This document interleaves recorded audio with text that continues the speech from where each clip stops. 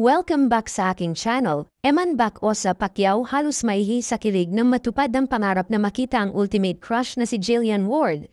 I got so much fucking design on right now.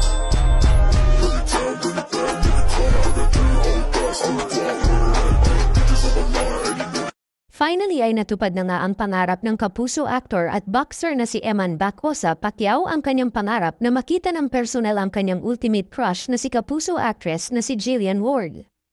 Dahil nitong Lunes na lang sa black carpet ng premiere night ng KMJS Kapuso Mo Jessica Soho Gabi ng Lagim the Movie, dito ay naimbitahan si Eman para maging special guest upang mamit na rin si Jillian Ward na kanyang hinahangaan na bibida sa nasabing horror movie.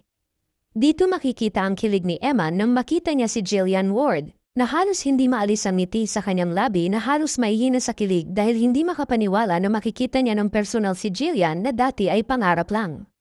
Makikita rin na halos na nakailang yakap si Eman kay Jillian at tila may binubulong pa ito, na pagpapakita ng respeto sa kapuso actress dahil sa naging maayos din na pakikitungo sa kanya nito na magkita sila ng personal.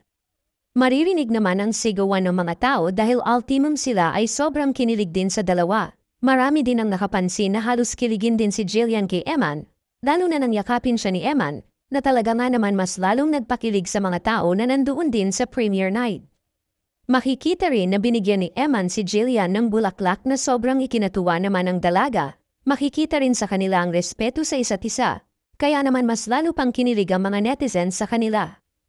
Tila naging movie date naman daw ang premiere night dahil sa pagdalo ni Eman, na mas lalong nagpaingay sa movie na pagbibidahan ni Jillian, parang halos si Eman Bacosa daw ang nakahatak sa fans upang mas lalong panuorin nila ang KMJS Gabi ng Lagim the Movie.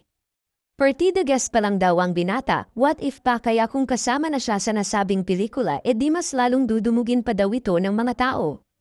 Kung mababasa naman sa komento ng mga netizens, ay halos lahat ay kilig ang kanilang komento, at talagang bagay na bagay daw talaga ang dalawa. Sabi pa nila napakalakas daw ng hatak ni Eman sa tao, malaking tulong daw ang nagawa ni Eman para i-promote ang pelikula na pagbibidahan ni Jillian Ward, na parang si Eman nga daw ang bibida at Jillian sa nasabing horror movie.